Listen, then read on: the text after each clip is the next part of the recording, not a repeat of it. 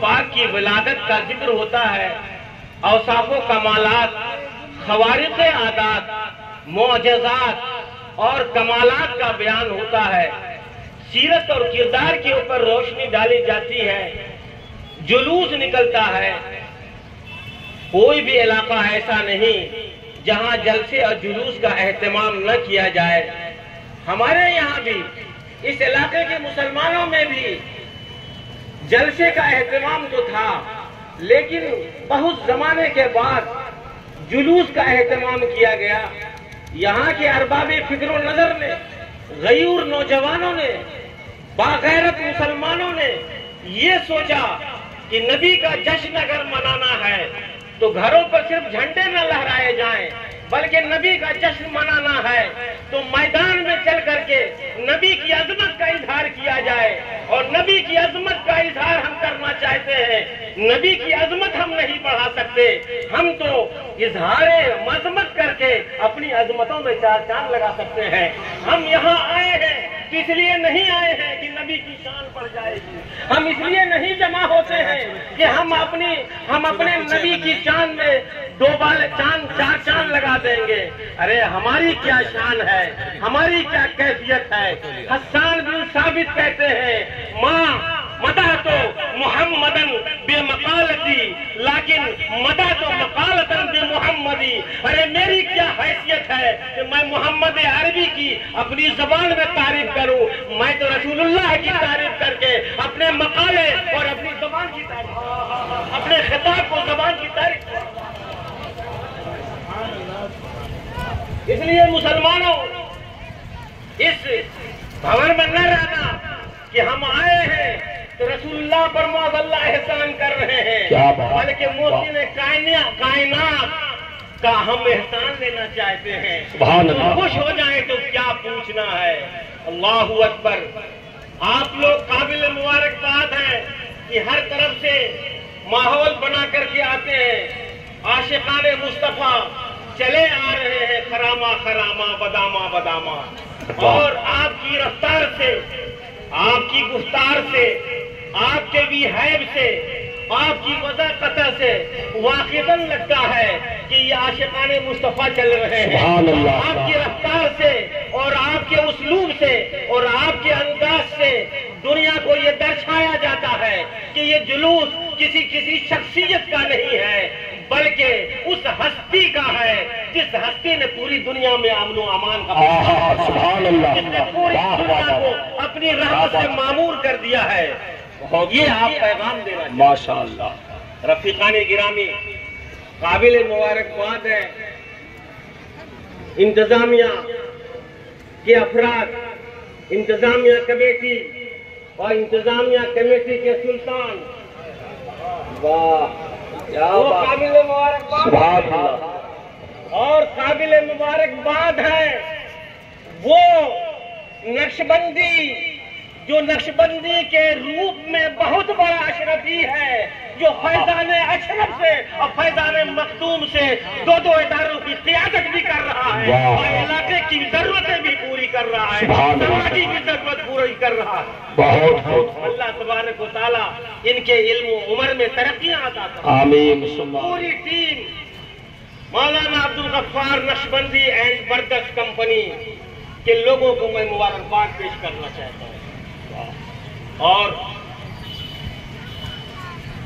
میں پولیس پرشاسن کا شکریہ ادا کرنا چاہتا ہوں جو ہمارا تعاون کرتے ہیں، امن و امان قائم کرنے میں اہم رول ادا کرتے ہیں، اور ایک ایسے شخص کا بھی شکریہ جو پولیس انتظامیہ اور ہماری انتظامیہ کے درمیان سفارت کا کام کرنے میں معروف ہے، کیا بات، جو ضلع پریشد بھی ہے اور معروف بھی ہے اور ہم لوگوں کا پپو بھی ہے۔ واہ، کیا بات۔ ہم آتے ہیں، ہم بیمار ہوں، ٹھیک ہے، میرا سرپنچ صاحب سامنے ہے، بیمار ہے، لیکن بیماری کا بہانہ نہیں ہے، اس لیے بیماری کا بہانہ نہیں ہے کہ ہم ہم جا رہے ہیں کہاں؟ کبھی بھی روحانی کی بارگاہ کیا بات ہے، عقیدت پیش کرنے کے لیے، کیا بات، وہی سے سبحان اللہ، وہی واہ واہ واہ واہ واہ واہ، زندہ باد زندہ باد، کیا بات۔ رفیقان گرامی، یہ سیاسی رہنما ہیں، ان کے بھی ہم شکر گزار ہیں، جو اپنے کار کے اعتبار سے، اپنی کارکردگی کے اعتبار سے، سیاسی بصیرت کے اعتبار سے حسن بھی ہو سکتے ہیں۔ واہ، اور میں آیا ہوں علاقے میں، عجیب اتفاق ہے کہ 2 سالوں سے میرا کنبہ اور پریوار نہیں ہے۔ ہمارے علاقے کے ایک بڑے دانشور، میرے بڑے بھائی مشفق مولانا سیفالدین صاحب سربیلا نے مجھے فون کر کے میرے لوکیشن کا اندازہ لگانا چاہا کہ کیا ارادہ ہے اس مرتبے۔ تو دوران گفتگو میں نے کہہ دیا کہ بھائی 2 سال سے میرا پریوار نہیں ہے۔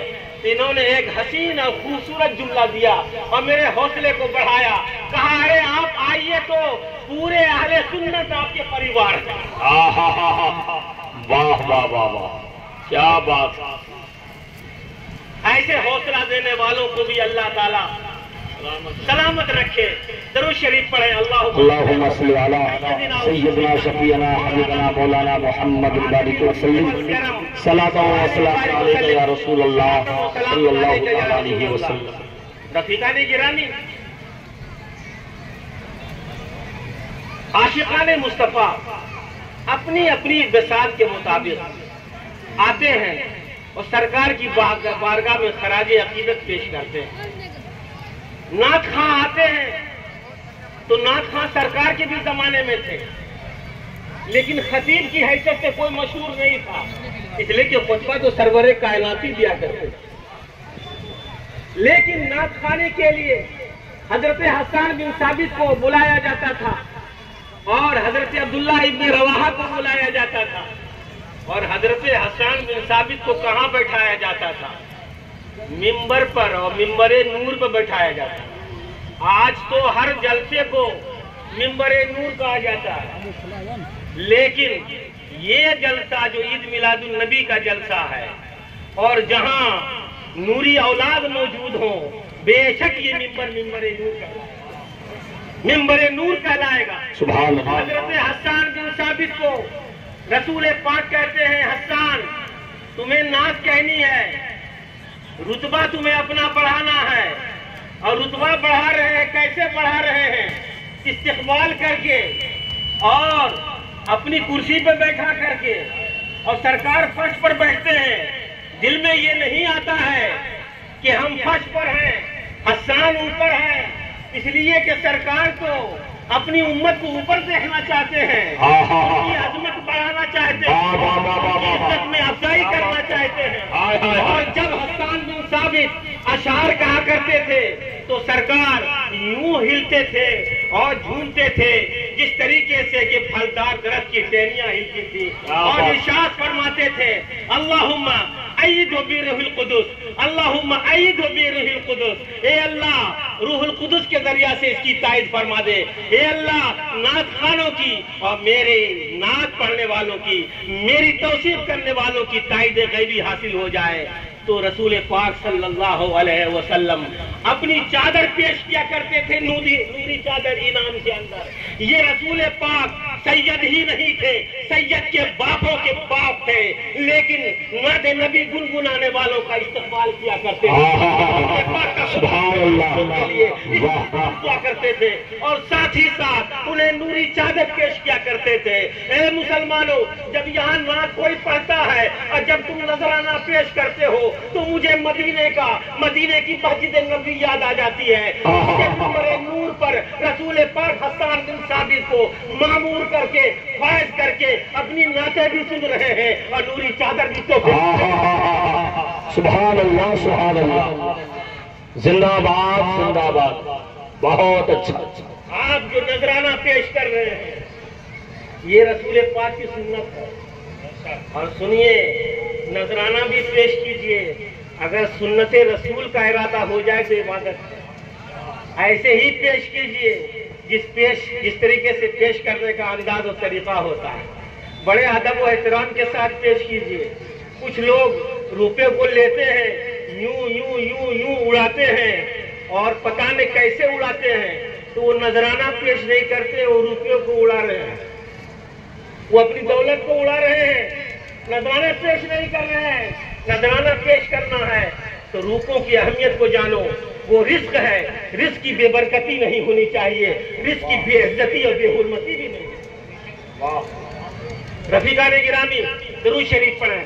اللهم صل على سيدنا شفيعنا حبيبنا مولانا محمد بارك وسلم صلاة وسلام عليك يا رسول الله عليه وسلم.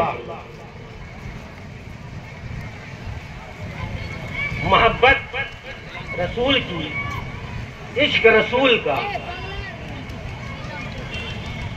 یہ ایمان کا جز ہے, بلکہ جزو اعظم. اللہ کے رسول فرماتے ہیں لا یؤمن احدکم حتی اکون احب الیہ من ولدہ ووالدہ والناس اجمعین. تو میں کوئی شخص مومن نہیں ہو سکتا جب تک کہ اس کے نزدیک اس کے بیٹے باپ اور پوری کائنات سے میں محبوب نہ ہوں. سب سے زیادہ محبت رسول اللہ کی جس کے پاس ہوگی, جس کو عشق رسول اللہ کا زیادہ ہوگا, وہی عاشق مصطفیٰ کہلائے گا, وہی مسلمان کہلائے گا. کون ایسا مسلمان ہے جو ایمان کے جزء اعظم کو فراموش کر دے گا, جو عشق رسول کو فراموش کر دے گا؟ اور جو عاشق ہوتا ہے, جو محبت رکھتا ہے کسی سے, تو اس کے اوپر محبت کے اظہار کا دباؤ بھی بنتا ہے. اور محبت اور عشق اپنا راستہ خود تلاش لیتا ہے, اپنے ظاہر ہونے کے راستے بنا لیتا ہے.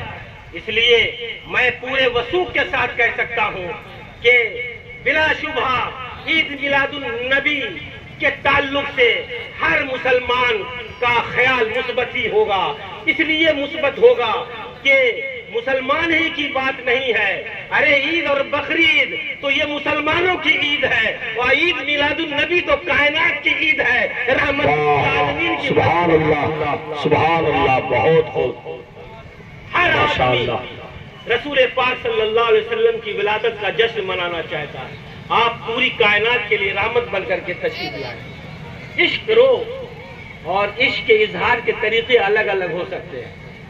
ارے کوئی مدینے میں رہ کر کے نبی کے عشق کا اظہار کر رہا ہے, اور کوئی مدینہ چھوڑ کر کے نبی کے عشق کا اظہار کر رہا ہے. نبی کریم صلی اللہ علیہ وسلم کا جب وصال شریف ہوا تو حضرت بلال سے رہا نہیں گیا. لوگ مدینے آتے تھے, لیکن بلال مدینے کو چھوڑ کر کے جا رہے ہیں, چھوڑ کے جا رہے ہیں. پوچھا جا رہا ہے, صحابہ پوچھ رہے ہیں, بلال آپ مدینہ چھوڑ کے کیوں جا رہے ہیں؟ مدینے کی تو اتنی اہمیت ہے, مدینے کی تو ایسی فضیلت ہے, آپ مدینہ چھوڑ کر کیوں جا رہے ہیں؟ مدینہ تو رسول چھوڑ کر کیوں جا رہے ہیں؟ اگر یہیں آپ کو 2 گز زمین مل جائے تو کیا پوچھنا ہے؟ کہا مجھے فضیلت مت بتاؤ, مجھے فضیلت معلوم ہے. میں حبشی غلام تھا, میں حبشی غلام کو زمین کی پستی سے آسمان کی بلندی کرنے والا میرا آقا ہے. میرے آقا نے مجھے زمین کی پستی سے بلندی, آسمان کی بلندی عطا کی ہے. ارے میں ہی تو وہ ہوں کہ جب خانہ کعبہ صاف کیا گیا تھا بتوں سے اور صدائے توحید بلند کرنے کی بات آئی تھی, تو وہاں روشائے مکہ بھی تھے, اشراف قریش بھی تھے, لیکن نگاہ انتخاب پڑی ہے تو مجھ کالے کلوٹے غلام پر پڑی ہے. اور کہا بلال اٹھو اور خانہ کعبہ کی چھت پر جاؤ, اور تمہیں صدائے توحید بلند کرنے کا شرف عطا کیا. معلوم کیا ہوا کہ ہمارے رسول آئے ہیں تو گرتوں کو, پست میں رہنے والوں کو بلندی عطا کرنے کے لیے آئے. سب سے پہلے آپ نے اگر بلندی دی ہے, خانہ کعبہ کی چھت دی ہے, تو حضرت بلال حبشی کو دی. تو حضرت بلال حبشی کہتے ہیں میں مدینہ کیوں چھوڑ رہا ہوں معلوم ہے؟ اس لیے چھوڑ رہا ہوں کہ سرکار جب ہوتے تھے تو سرکار کو دیکھ لیا کرتا تھا تو ساری میری مصیبت دور ہو جائے گا, سارا رنج دور ہو جایا کرتا, सारी कुल्फत दूर हो जाया करती थी। सहाबा किराम को कोई भी रंज होता था तो सहाबा किराम रसूलुल्लाह के जमाले जहां आरा को देख करके अपना गम दूर कर लिया करते, गम दूर कर लिया करते थे। अरे गम तो दूर करने की बात है। हजरत फारूक आजम कहते हैं कि जब मुझे भूख लगती थी तो मैं कहीं जाता नहीं था, सरकार के पास आता था और उनका कद्दे ज़ेबा देख लिया करता था, जलवे राना देख लिया करता था, जमाले मुस्तफा पे मेरी नजर पड़ जाया करती थी, मेरी भूख मिट जाए। तो हजरत बिलाल कहते हैं कि मैं मदीना इसलिए छोड़ रहा हूँ कि सरकार को मैं देखता था, अब सरकार को नहीं देख रहा हूँ तो सरकार की कब्र अनवर को देख रहा हूँ, मेरे आंसू रुक नहीं रहे हैं। मस्जिद और मिंबर को देख रहा हूँ, मेरे आंसू पे मुझे कंट्रोल नहीं है, इसलिए मैं यहाँ नहीं रह सकता हूँ, अब मैं जा रहा हूँ। अब वो चले गए और शाम चले गए। जब शाम चले गए तो आशिक की मेराज होती है। रसूल पाक फरमाते हैं बिलाल क्या बात है, मिलने नहीं आओगे क्या, मिलने नहीं आओगे क्या, मुलाकात का इरादा नहीं है क्या। मालूम क्या हुआ कि आशिक मुस्तफा कब्र अनवर से हजारों करोड़ों मील की दूरी पर हो, लेकिन सरकार चाहे तो अपनी बारगाह में बुला ले, दावत दे दे, उनको राम कर दें, करम फरमा दें। हजरत बिलाल आते हैं और बिलाल आने के बाद मालूम हुआ कि बिलाल आ रहे हैं। बिलाल आते हैं, मदीने में शोर हो जाता है कि बिलाल आ रहे हैं, बिलाल आ रहे हैं। जब बिलाल आए हैं तो मदीने के किसी सहाबी के पास नहीं जाते, किसी दोस्त के पास नहीं जाते, आते हैं तो कब्र अनवर के पास आते हैं। कब्र अनवर के पास एक मजमा सा है, उस मजमे में सिद्दीक अकबर भी है, फारूक आजम भी है, उस्मान गनी भी है, हैदर कर्रार भी है, सुहैब रूमी भी है, सलमान फारसी भी है, सितारों की कहकशा, सहाबा की कहकशा है, असहाबी का नजूम तुम, मेरे सहाबा सितारों की मानिंद है, कहकशा की मानिंद है, जिसकी भी तुम इत्तबा कर लोगे हिदायत याफ्ता हो जाओगे। ऐसे सहाबा मौजूद थे जिन्होंने सरकार की ज़ियारत की थी, सरकार की सोहबत इख्तियार की थी, जो सहाबी थे और बड़े बड़े सहाबी थे, किसी से मुलाकात नहीं की। सब मुलाकात कर रहे हैं तो किससे कर रहे हैं, आशिक़े ज़ार से कर रहे हैं। बिलाल हबशी के इंतजार में है। बिलाल हबशी आते हैं और कब्र अनवर पर लेट जाते हैं और चूमने लगते हैं और उसे बोसा देने लगते हैं। ज़ारो कतार रो रहे हैं। सिद्दीक अकबर मौजूद हैं, खलीफा सानी मौजूद हैं, अकाबिर सहाबा मौजूद हैं, शरीयत की नज़ाकतों से वाकिफ है। वो ये नहीं कहते हैं कि बिलाल ये क्या कर रहे हो, तुम कब्र को क्यों चूम रहे हो, ऐसा तो नहीं है कि तुम बिदअत कर रहे हो, ऐसा तो नहीं है कि तुम शिर्क कर रहे हो। सहाबा नहीं बोल रहे, इसलिए नहीं बोल रहे हैं कि सहाबा शिर्क का मफहूम समझते थे। वो ये जानते थे कि कब्र को और पत्थर को पूजना इबादत है, उसको पूजना शिर्क है, चूमना इबादत नहीं है, ये तो हुस्ने इबादत है। क्या बात, सुभान अल्लाह, बहुत हो। तो आपने चूमा, ये और बात है कि हमारे इमाम अहले सुन्नत इरशाद फरमाते हैं कि आम लोगों को कब्रों को चूमने की इजाजत नहीं है। मदारस पे जाओ जियारत के लिए, शौक से जाओ, लेकिन 4 कदम के फासले पर, 4 हाथ के फासले पर रहो। जब 4 हाथ के फासले पर हम और आप रहेंगे तो मजार को न छू सकते हैं न चूम सकते हैं। हजरत बिलाल जब चूमते हैं पत्थर को तो कोई नहीं कहता कि पत्थर को क्यों चूम रहे हो, कब्र को क्यों चूम रहे हो। ये फलसफा मालूम होता है, शरीयत की नजाकत मालूम होती है कि पत्थर को कभी पूजा भी जाता है और कभी चूमा भी जाता है।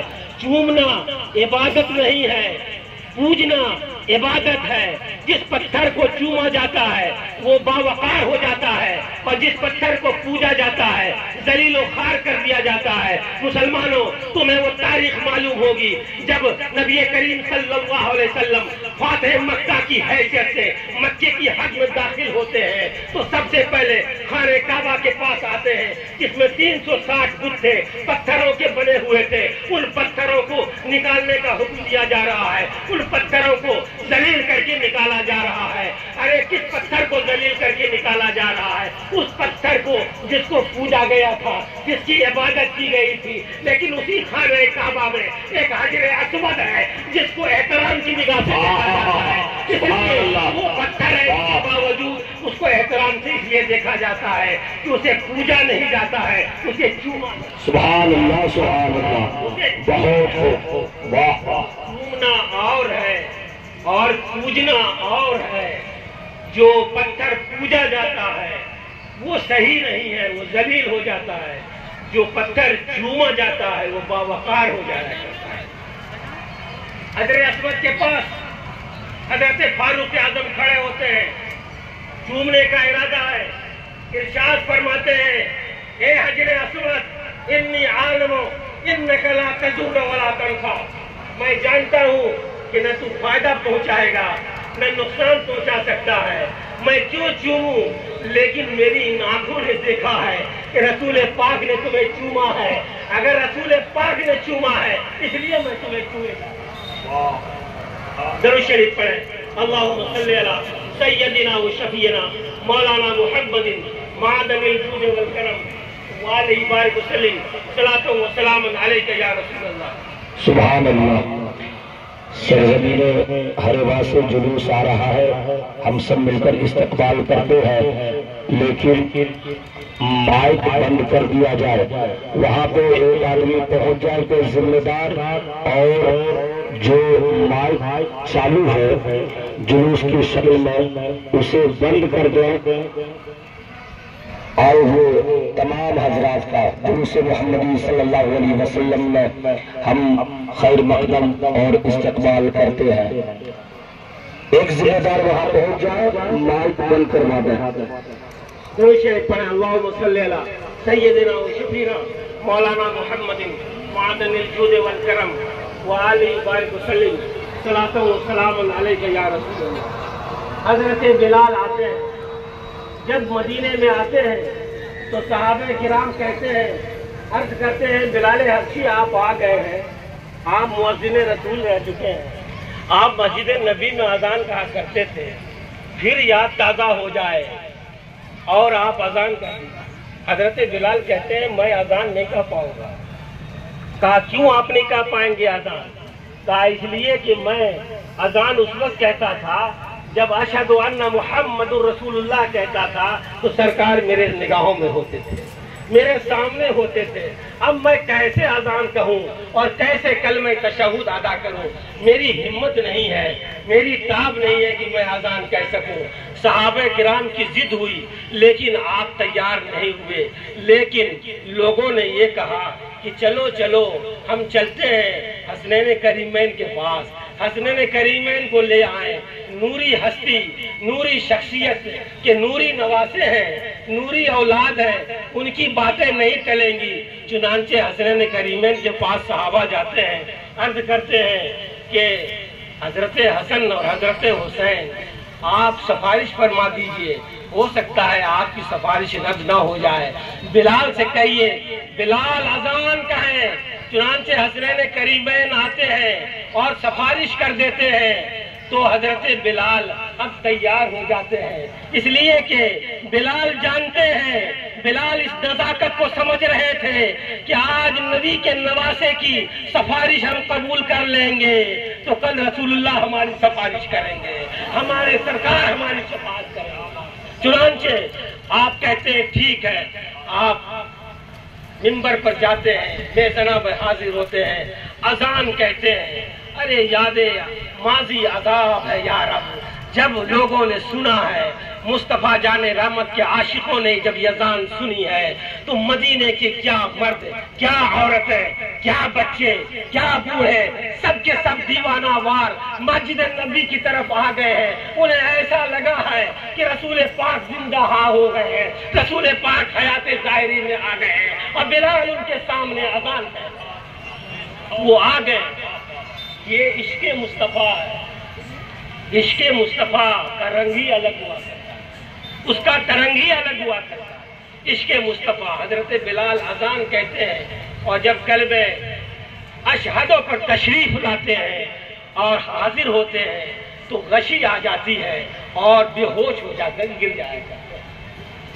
تو یہ حضرت بلال کا عشق تھا. میں عرض کرنا چاہتا ہوں کہ بلال مدینہ چھوڑ کر کے عشق مصطفیٰ کا اظہار کر رہے ہیں. اور بلال کے بعد ائمہ اربعہ میں ایک ممتاز باوقار امام حضرت امام مالک ہے جو مدینہ نہیں چھوڑتے تھے. مدینہ نہیں چھوڑتے تھے. بڑی مشکل سے بڑی ضرورت پیش آتی تو مدینہ سے باہر جاتے تھے. پوچھا جاتا تھا مدینہ کیوں نہیں چھوڑ رہے ہیں اور ننگے پیر کیوں چل رہے ہیں؟ کہا ننگے پیر تو اس لیے چل رہا ہوں کہ پتہ نہیں رسول پاک کا قدم مبارک کہاں کہاں پڑا ہے. بے ادبی ہو جائے گی. رسول پاک کی جہاں نالین مبارک پڑی ہے، ارے اس نال کو اور اس نال کے پیچھے جو زمین ہے، اس کے نیچے جو زمین ہے وہ تو سرما لگانے کے قابل ہے. مالک کی تاب کہاں ہے کہ اس کا قدم اس جگہ پڑے جہاں نالین مصطفیٰ پڑی ہے. نالین مصطفیٰ جہاں پڑی ہے. تو آپ کہتے ہیں کہ میں اس لیے پیدل چلتا ہوں اور بے جوتے کے بے چپل کے چلتا ہوں اور مدینے سے اس لیے باہر نہیں جاتا ہوں کہ مبادا شاید مدینے سے باہر جاؤں تو میں جنت البقیع میں دفن نہیں کیا جاؤں گا. رسول پاک کے شہر میں مجھے موت نہیں آئے گی. رسول پاک کے شہر میں موت آنا اور وہاں دفن ہو جانا ایک مومن کی معراج ہے. دیکھو یہ بھی عشق مصطفیٰ ہے. ارے عشق مصطفیٰ کرو، عشق مصطفیٰ کا اظہار کرو. عشق مصطفیٰ کے اظہار میں اور عشق مصطفیٰ کے اظہار کے دن میں اختلاف ہو سکتا ہے. کوئی 12ویں کو اختلاف کرے، کوئی اظہار کرے، کوئی 10ویں کو اظہار کرے، کوئی 8ویں کو اظہار کرے، لیکن کرے تو صحیح. مصطفیٰ جان رحمت کے اظہار عشق کے طریقے مختلف ہیں. مدینہ چھوڑ کر کے مدینے میں رہ شریف پڑھے. اللہم صلی علی سیدنا و شفینا مولانا محمد معدن الجود والکرم وآلہ بارک وسلم صلاۃ و سلام علیک یا رسول اللہ. سرکار دنیا میں تشریف لائے تو پوری دنیا میں اجالا پھیل گیا. ظلم کی تیرگی، ظلم کی ظلمت اور اس کی تاریکی ختم ہو گئی. دنیا میں آپ نے امن دیا، سکون دیا، انصاف دیا، مساوات دی، برابری کے حقوق دیے، حقوق العباد پہ توجہ دی، حقوق اللہ کو ادا کرنے کی ترغیب دی، حقوق نفس کو ادا کرنے کی ترغیب دی اور پوری دنیا کو امن و امان کا گہوارہ بنا دیا. اور پوری دنیا میں تشریف لائے ہیں تو ہر سو نور ہی نور ہے اور نور کا اجالا ہے اور نور کا سویرا ہے. اسی لیے تو اللہ تبارک و تعالیٰ ارشاد فرماتا ہے قد جاءکم من اللہ نور و کتاب مبین. تمہارے پاس اللہ کی طرف سے ایک نور آیا ہے اور ایک کتاب آئی ہے. نور کیا ہے؟ نور کہتے ہیں هو الظاہر والمظہر لغیرہ، جو خود روشن ہو اور دوسرے کو بھی روشن ہو. اب یہ بحث نہیں کرنی ہے کہ سرکار نور ہے یا نہیں ہے. یہ زاویہ نظر ہے، یہ سوچنے کا زاویہ ہے. آدھے رسالت میں بھی 2 زاویے تھے. سرکار کی بن سجی تھی. ابو جہل سوئے اتفاق موجود تھا. ابو جہل نے کہا اے محمد عربی، میں نے آپ سے زیادہ بدصورت کسی کو نہیں پایا. سرکار نے فرمایا صدقتا، صحیح کر رہے ہو، سچ بول رہے ہو تم. صحابہ کرام کی آنکھوں میں خون آنے لگا. حضرت صدیق اکبر کو برداشت کب ہوتا؟ کھڑے ہوتے ہیں، کہتے ہیں یا رسول اللہ، آپ سے زیادہ خوبصورت میں نے کسی کو نہیں پایا. اور کیوں وہ بول رہے ہیں؟ جبریل امین یہ عقیدہ لے رہے ہیں، جبریل امین سے عقیدہ لے رہے ہیں اور کہہ رہے ہیں کہ یا رسول اللہ، آپ سے زیادہ میں نے کسی کو خوبصورت نہیں پایا. سرکار فرما رہے ہیں صدقتا، تم بھی سچ کہہ رہے ہو، تم بھی صحیح بول رہے ہو. صحابہ کرام میں تشویش پھیلی اور یہ پریشانی ہونے لگی، چیمی گوئیاں ہونے لگی. یہ کیا بات ہے کہ ابو جہل نے کہا کہ سب سے زیادہ بدصورت ہے تو سرکار نے اس کی بھی تصدیق کر دی. ابو بکر فرماتے ہیں سب سے زیادہ خوبصورت ہے، اس کی بھی تصدیق فرما دی۔ سرکار کے پاس صحابہ حاضر ہوتے ہیں، یا رسول اللہ اس کا ماجرا کیا ہے، اس کا عقدہ کیا ہے، عقدے کو حل کر دیجئے، گرہ کو حل کر دیجئے۔ تو سرکار نے کیا پیارا جواب دیا تھا، سنو سنو، میں اپنے رب کا آئینے کمال و جمال ہوں، آئینے میں ہر آدمی کو اپنی صورت نظر آتی ہے۔ ابو جہل نے میرے آئینے میں دیکھا ہے، مجھ میں دیکھا ہے، تو اپنی صورت دیکھی ہے۔ ابو جہل سے بدبخت انسان کوئی نہیں ہے، بدصورت انسان کوئی نہیں ہے، اس لیے اس نے کہا کہ آپ سے زیادہ بدصورت کوئی نہیں۔ اور ابو بکر نے دیکھا ہے تو اپنی صورت دیکھی ہے، رسول اللہ کی صورت دیکھی ہے، تو یہ کہہ اٹھے ہیں کہ آپ سے خوبصورت کوئی۔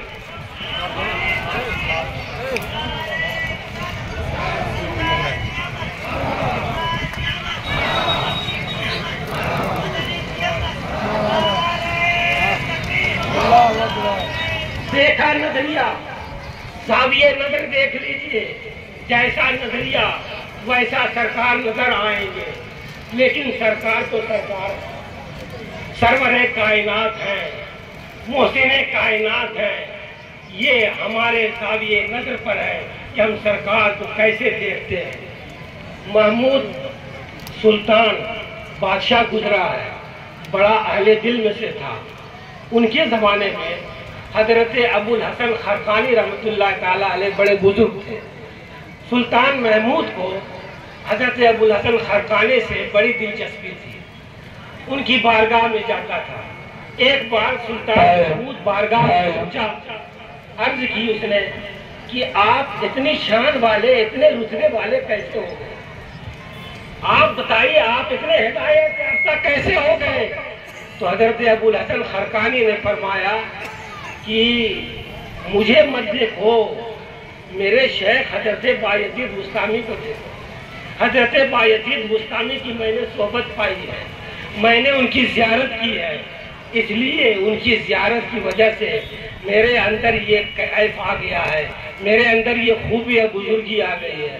سلطان محمود کے دل میں یہ آیا ہے سوال کہ اگر کسی بزرگ کو دیکھنے سے آدمی بزرگ ہو جاتا ہے، تو بایزید بستامی کو آپ نے دیکھا تو آپ اتنے بزرگ ہو گئے، تو ابو جہل نے تو رسول اللہ کو دیکھا ہے، رسول اللہ سے بزرگ کون؟ رسول اللہ سے بزرگ کون ہے؟ تو ابو جہل کیوں نہیں کامیاب ہوا، وہ ہدایت یافتہ کیوں نہیں ہوا؟ تو حضرت ابو الحسن خرقانی فرماتے ہیں، دیکھو دیکھنے کا انداز الگ الگ ہے، دیکھنے کا انداز الگ الگ ہے۔ میں نے ابو الحسن خرقانی کو نے کہا، میں نے بایزید بستامی کی زیارت کی ہے کہ یہ غلام رسول ہے، یہ عاشق مصطفیٰ ہے، مصطفیٰ کے ادنا غلام ہے، تو میرے اندر یہ بزرگی آ گئی۔ ابو جہل نے اگر رسول اللہ کو دیکھا ہوتا تو ہدایت یافتہ ہوتا۔ کہا کس کو دیکھا؟ کہا رسول اللہ کو نہیں دیکھا، اس نے تو محمد بن عبداللہ کو دیکھا ہے، اس نے تو یتیم کر کے دیکھا ہے، بے سہارا کو دیکھا ہے۔ ارے جو پوری کائنات کے بے سہاروں کا سہارا ہو، اسے بے سہارا کوئی دیکھے گا، اس سے کوئی بے سہارا دنیا میں نہیں۔ کیا بات، ہدایت نہیں مل سکتی۔ درود شریف پڑھیں، اللہم صلی علی سیدنا شفیعنا حبیبنا مولانا محمد الباری وسلم، صلاۃ و سلام علیک یا رسول اللہ صلی اللہ علیہ وسلم۔ حضرت صحابہ کرام رسول پاک کو نور کی شکل میں دیکھتے، آپ کی نورانیت، آپ کے جلوے زیبا کو دیکھ کر کے اپنی جسمانی، مادی، روحانی تشنگی کو بجھایا کرتے تھے۔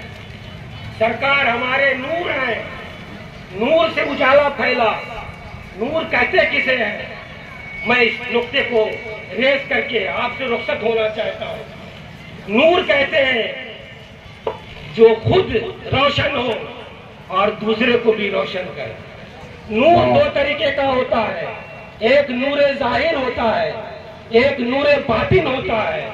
نور ظاہر کی لائٹ ہے، نور ظاہر یہ قمقمے ہے، یہ جب نور لگتا ہے گھروں میں تو بام و در میں اجالا پھیل جایا کرتا ہے۔ اس نور ظاہر، اسے نور ظاہر کہتے ہیں۔ اس سے دل کی دنیا نہیں بدلتی ہے. اور ایک نور باطن ہوتا ہے. نور باطن وہ ہوتا ہے کہ جس کے اوپر توجہ کر دی، اس کی توجہ سے، اس کی نگاہ کیمیا اثر سے دل کی کائنات بدل جاتی ہے، دل کے اندر اجالا پھیل جاتا ہے، توحید کا سویرا پھوٹ پڑتا ہے. وہ نور باطن ہے. انبیاء کرام ان کے عطا سے یہ صلحہ، ابدال، اقطاب، اخبار، اولیاء کرام یہ نور باطن ہے. رسول پاک صلی اللہ علیہ وسلم نور باطن ہے. جو نور ظاہر ہوتا ہے وہ نور باطن نہیں ہوتا. جو نور باطن ہوتا ہے وہ نور ظاہر نہیں ہوتا. پیر صاحب سے آپ کا بڑا لگاؤ ہو سکتا ہے، ہونا بھی چاہیے. پیر صاحب نور باطن ہے. ان کی توجہ سے آپ کی کائنات دل بدل سکتی ہے، آپ کی کائنات دل میں اجالا ہو سکتا ہے. لیکن آپ چاہیں کہ آپ کے روم میں ان کی وجہ سے اجالا ہو جائے، یہ ممکن نہیں ہے. پیر صاحب تشریف فرما ہے، لائٹ گم ہو گئی ہے. آپ نے عرض کی کہ سرکار آپ ہمارے پیر ہیں، آپ ہمارے نور ہیں، توجہ فرما دیجئے، گھر میں اجالا ہو جائے. پیر کہے گا بہت ہی پیر پرست لگتے ہو، بہت ہی غلو کر رہے ہو، تم نے ہمیں کیا سمجھ رکھا ہے؟ ارے ہم نور باطن تو ہو سکتے ہیں، نور ظاہر نہیں ہو سکتے ہیں. ہماری نگاہ سے تمہارے دل کی دنیا میں ہلچل تو پیدا ہو سکتی ہے، تمہارے دل کی دنیا کی کائی تو جھک سکتی ہے، لیکن تمہارے گھر میں روشنی نہیں ہو سکتی ہے. اگر تم چاہتے ہو کہ تمہارے دل کی دنیا میں ہلچل سی ہو جائے تو میں توجہ کرتا ہوں، لیکن میری توجہ سے تمہارے بام و در میں اجالا نہیں پھیلے گا. اور جو نور ظاہر ہے اس نور ظاہر سے اگر دل کی دنیا میں اگر ہلچل پیدا کرنی ہو تو یہ ممکن نہیں ہے. جو نور ظاہر ہے وہ نور باطن نہیں، جو نور باطن ہے وہ نور ظاہر نہیں. لیکن کائنات میں اسی آسمان کے نیچے، اسی زمین کے اوپر ایک شخصیت وہ بھی ہے جو نور ظاہر بھی ہے، نور باطن بھی ہے. وہ کون ہے؟ وہ مکے کا سورج ہے، مدینے کا چاند ہے، آمنہ کا لال ہے، سیدہ فاطمہ کا باپ ہے، جوش ہے عبداللہ ہے. وہ نور ظاہر بھی ہے، نور باطن بھی ہے. ماشاء اللہ.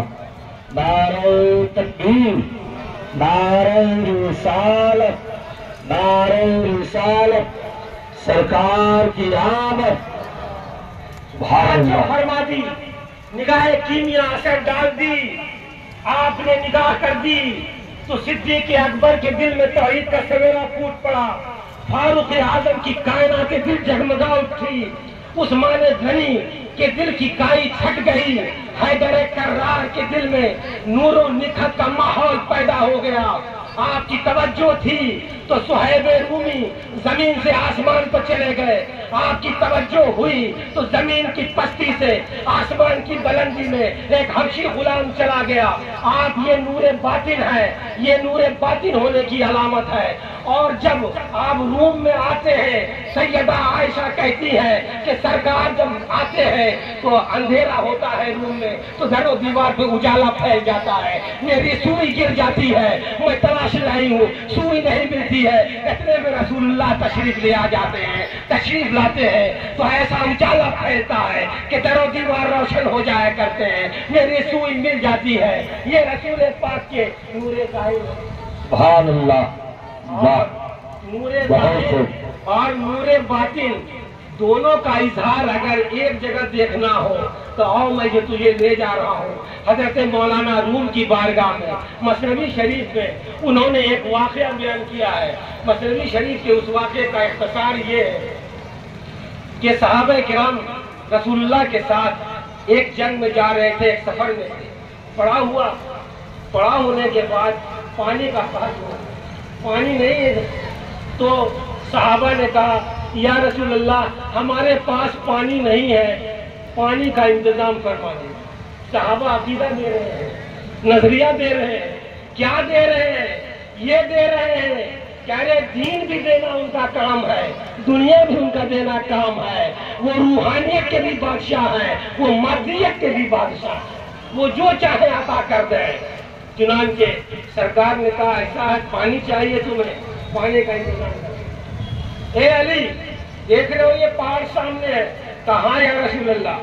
کہا جاؤ اس پہاڑ کے پیچھے ایک حبشی غلام ہوگا، کالا کلوٹا ہوگا، اونٹ پہ سوار ہوگا، اونٹ پہ ایک مشیدہ پانی ہوگا، حبشی کو اونٹ سمیت پانی سمیت لے آؤ۔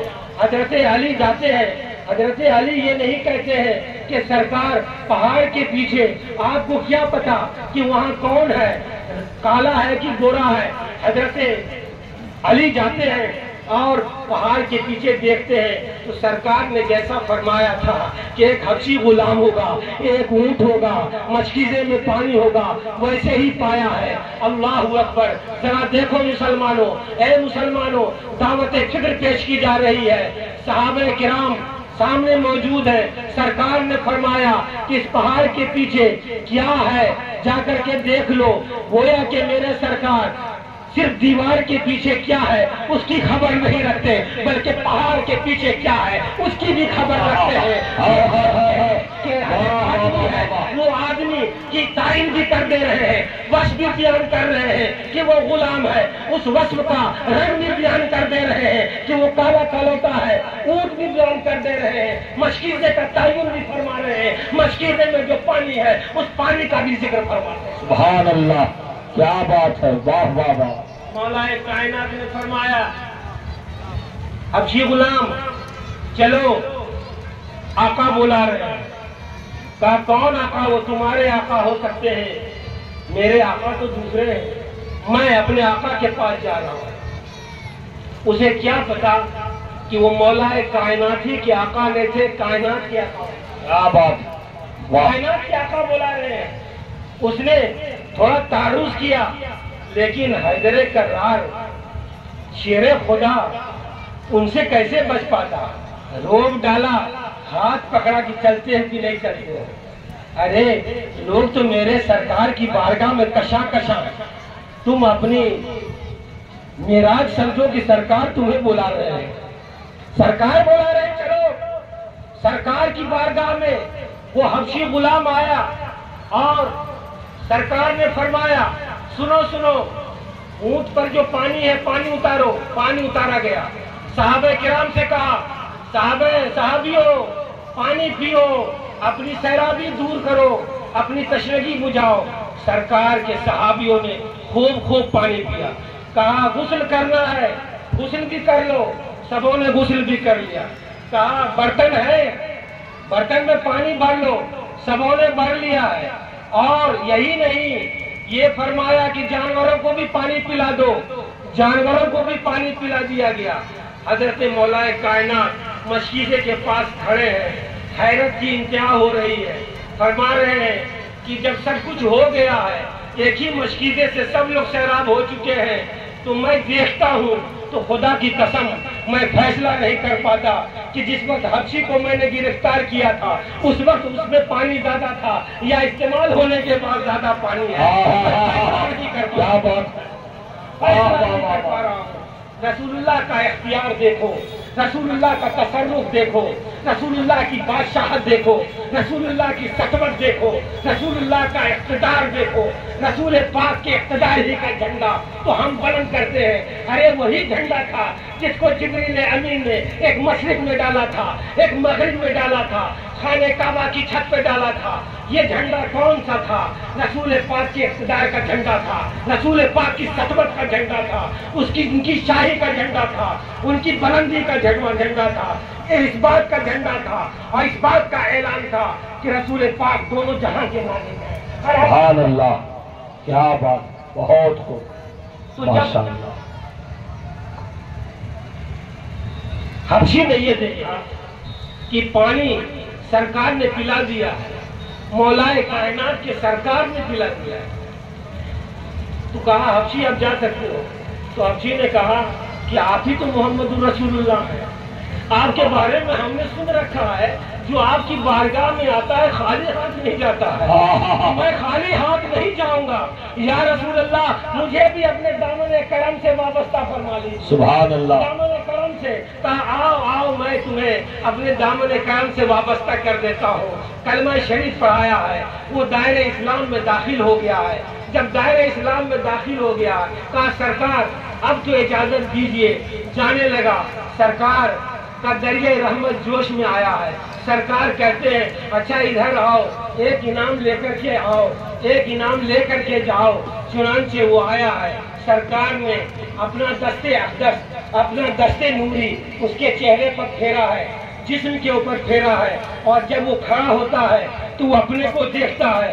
پہلے کالا کلوٹا تھا، اب گورا ہو گیا ہے، اب نور کی فہار اس کے اوپر سے ٹپک رہی ہے، نور و نکھت کی ہوا چل رہی ہے، ماحول بدل سا گیا ہے۔ وہ اپنے کو دیکھ رہا ہے، سرکار کو دیکھ رہا ہے، پہلے کو دیکھ رہا ہے، آج کو دیکھ رہا ہے، اب کو دیکھ رہا ہے، حیران و پریشان ہے۔ چنانچہ وہ کالا کلوٹا جو اب گورا ہو گیا ہے، نور والے آقا سے نورانیت حاصل کر چکا ہے، جب جاتا ہے ادرے میں اس کا آقا اپنے لشکر کے ساتھ آتا ہے، وہ یہ کہتا ہے کہ میرا غلام اب تک نہیں آیا ہے۔ اس کا مطلب یہ ہے کہ اسے کسی نے کڈنیپ کر لیا ہے، اغوا کر لیا ہے، اور اسے کسی نے کسی دہشت گرد کے ہتھے چڑھ گیا ہے۔ بلاؤ بلاؤ، ہم چلتے ہیں، دیکھتے ہیں۔